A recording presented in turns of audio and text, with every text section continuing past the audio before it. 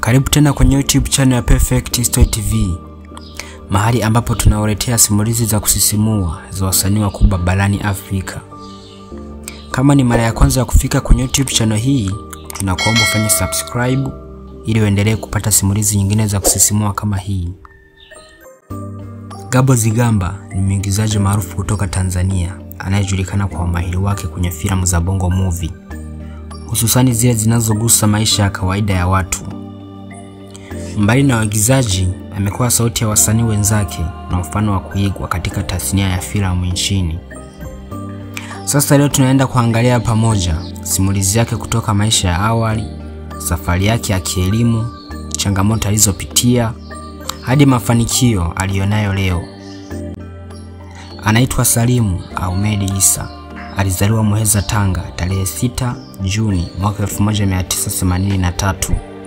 Ni mwigizaji, mwongozaji, mwandishi na mtayarishaji wa filamu kutoka nchini Tanzania. Anafahamika zaidi kwa jina lake la kisanii kama Gabo Zigamba. Katika safari yake ya maisha, elimu ilikuwa nguzo muhimu kwa Gabo Zigamba.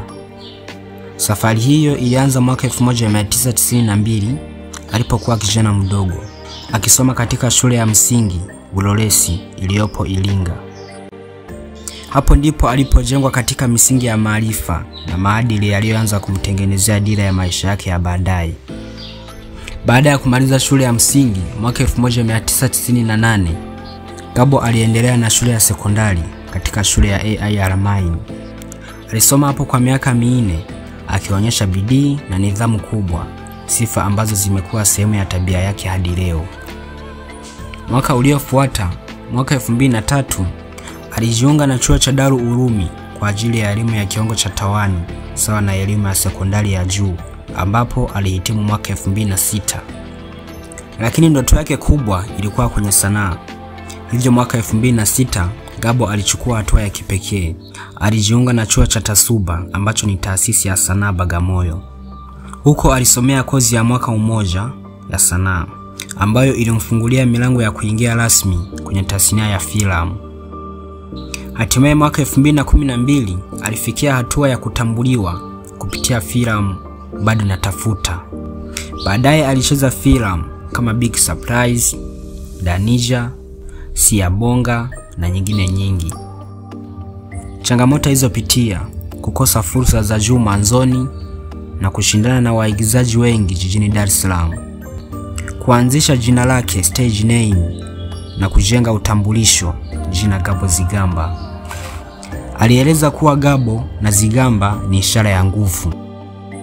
Gabo alianzisha kampuni yake ya utayarishaji ya Gabs Media Production Limited, kuanza kazi zake na kusaidia wasanii wachanga. Alizindua mfululizo wa television Bararuko uliolenga kuwasilisha simulizi za maisha ya Watanzania kwa ubunifu. Ameweza kusimamia kazi ya utayarishaji, uigizaji na biashara ndogo ndogo ndani ya tasnia ya filamu. Amepewa tuzo kama mwigizaji bora katika Zifu Award mwaka 2016. Ameweka alama ya uhalisia, sauti yake ya tofauti na uwezo wa kuonyesha simulizi zinazogusa hisia za watu wengi. Kutoka Muheza hadi jukwaa la kitaifa, safari yake inatufundisha kwamba talent, bidii na uvumilivu vinaweza kubadilisha maisha yako. Usisahau kusubscribe, kulike na kucomment. Ni nani unayetaka tusimulie siku ijayo? Tuandikie hapo chini kwenye comment. Bye bye.